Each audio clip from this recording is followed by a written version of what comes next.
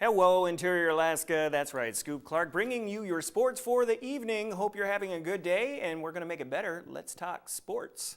Recapping the box score from last night's Gold Panners game, Panners battled it out with the Mat-Su Miners in a doubleheader matchup down in Palmer. In Game 1, the Miners took a late lead in the bottom of the 6th as Terrence Connolly drove in the game-winning run for the Miners.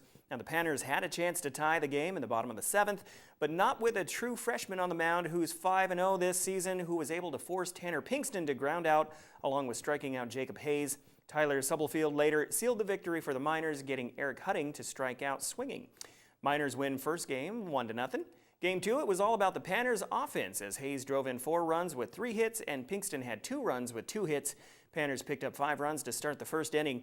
Panners continued the scoring rally throughout the game, picking up 8 runs by the 5th. Hayes and Pinkston sealed the win in the 7th. Panners win big in the second game, 10-1. Wow. The Gold Panners remain in first place in the ABL League at 17-7 and 29-8 overall. Sunday, the schedule for the NAHL Showcase was revealed.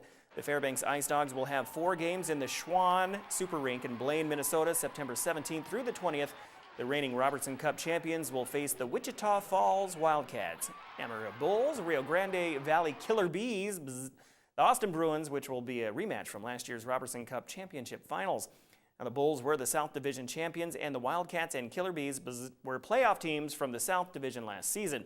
The showcase, in its 12th year, will be in conjunction with the North American Prospects Hockey League, NAPHL. The Ice Dogs season starts on the road against the Kenai River Brown Bears on September 12th. Now, we continue our summer golf series this Wednesday with another golf tip segment. Let's see how Joe Cook does chipping. Check it out. Hello, Interior golf fans. Joe Cook and James Contreras here once again with another golf tip. Now, today we're going to go over chipping, the other important dimension of the short game. So, James, when I'm at a chip shot, what are the things that I need to do? First of all, you want to get a wedge, appropriate club, and you can use anything from probably 7-iron to a wedge, sand wedge, but the gap wedge is a good choice, which I have for you. Then you want to get your lie and take a quick little practice swing and go ahead and do it. So we're trying to get a good control of this. If we grip too high, we lose our control. So hands are down low on the club. The ball position is going to be a little different than most shots. It's going to be back in our stance.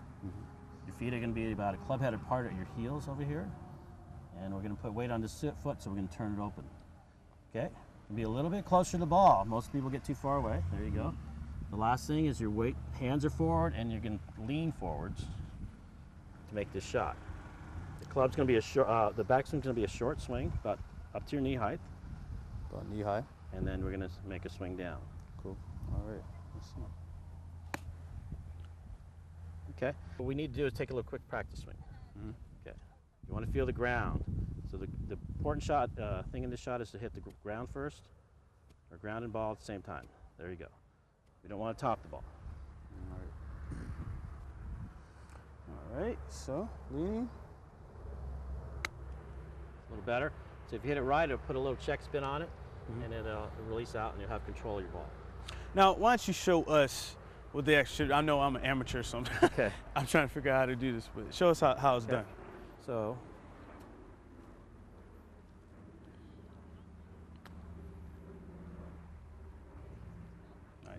nice, and that's why he's the golf pro. So, so again, another lesson, trying to learn how to chip. Show me everything from gripping to the stance. You know, weight shifting on the shot as well. So, I'm getting there.